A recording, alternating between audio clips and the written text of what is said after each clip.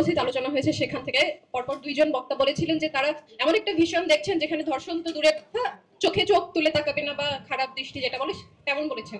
তো আমার কোয়েশ্চেনটা হচ্ছে যে এটা একটা পলিটিক্যাল অর্গানাইজেশন এক্সিকিউট করবে, এই এক্সিকিউশনের প্রসেসটা কি, মানে যে ভিশনটা দেখছেন সেটা সম্পর্কে একটু বিস্তারিত জানতে চাই। তো এখন পর্যন্ত আপনি একটা সার্ভে করতে পারেন আপনার ক্যাম্পাসে যাদেরকে ছাত্র শিবির হিসেবে আপনি পাচ্ছেন তারা এই জায়গাটাতে কতটুকু আসলে তারা স্টিল আছে, আর যারা ছাত্র শিবির বাহিরের অঙ্গনে সেটা দিয়ে আপনি করতে পারেন। অথবা আপনি আরেকটা কাজ করতে পারেন যে এই পর্যন্ত বাংলাদেশে যতগুলো রিপোর্ট হয়েছে, এটা খুব ইজি, এটা ওপেন সোর্সে পাওয়া যাবে। যত ধরনের রিপোর্ট আছে যে দর্শনের সাথে ছাত্র রাজনীতি অথবা ছাত্র সংগঠন, সেখানে আপনি ছাত্র শিবিরের নাম খুঁজে পাবেন না, এটা আমি নিশ্চয়তা দিচ্ছি। পাশাপাশি আপনি অসংখ্য ছাত্র সংগঠনের নাম খুঁজে পাবেন।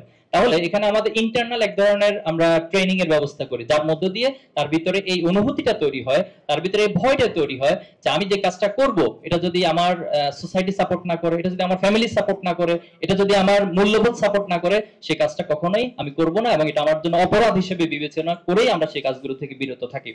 তো এই জায়গাতে আমি ধর্মীয় মূল্যবোধের কথা বলবো। আপনি যদি হিন্দু ধর্মের হয়ে থাকেন, আপনার হিন্দু ধর্ম কখনোই বলবে না একজন নারীর প্রতি আপনি খারাপ কোনো চিন্তা, খারাপ কোনো দৃষ্টি অথবা খারাপ কোনো মূল্যবোধ লালন করবেন, বরং হিন্দু ধর্ম, বৌদ্ধ ধর্ম আপনাকে নারীর প্রতি ভালো মূল্যবোধের কথাই বলবে।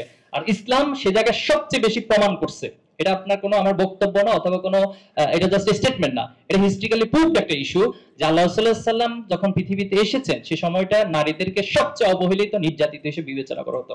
এবং এই ইতিহাসে আপনি নিঃসন্দেহে জানবেন যে ওই সময় কারো যদি নারী সন্তান জন্ম নিত, এটাকে তারা মারাত্মক ডিসক্রেডিট মনে করতো, এবং সেই নারী সন্তানকে তার জীবন্ত কবর দিত। এরকম অসংখ্য ইতিহাস ইসলামের ইতিহাসে আছে। কিন্তু রাসূলুল্লাহ সাল্লাম এসে সে নারীদেরকে সমাজের সবচেয়ে সম্মানের স্থান দিয়েছেন, এবং সম্মানিত শুধু করেননি, বরং সেই নারীদেরকে মা এবং বোন, যেটা আমি আগে উদাহরণে বলেছি যে এমন একটা সমাজ আল্লাহ রাসূল প্রতিষ্ঠা করতে পেরেছেন। আমরা বিশ্বাস করি আমরা যে মূল্যবোধকে লালন করি, আমরা যে চিন্তা চেতনাকে লালন করি, সেই চিন্তা চেতনা, সেই মূল্যবোধের মধ্য দিয়ে যদি সবাইকে ট্রেন আপ করা যায়, তাহলে অবশ্যই এটার এক্সিকিউশন করাটা সম্ভব হবে।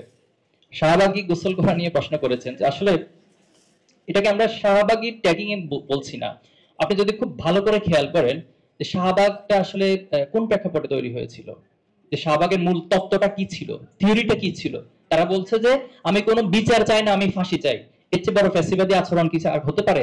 এবং সেই শাহবাগ তার এজেন্ডা বাস্তবায়নের মধ্য দিয়ে আজকে আমাদেরকে 24-এর এই প্রেক্ষাপটে এসে শত শত হাজার হাজার মায়ের বুক খালি করতে হয়েছে।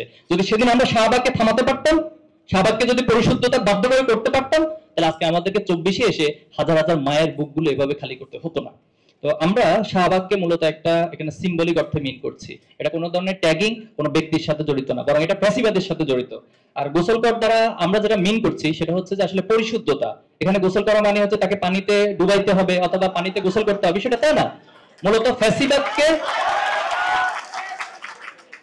ফ্যাসিবাদকে একটা সিম্বলিক অর্থে পরিশুদ্ধ হয়ে বাংলাদেশে থাকতে হবে, বাংলাদেশে রাজনীতি করতে হবে, বাংলাদেশের নাগরিক হিসেবে ভূমিকা রাখতে হবে। আমার মূলত এটিকে মিন করেছে।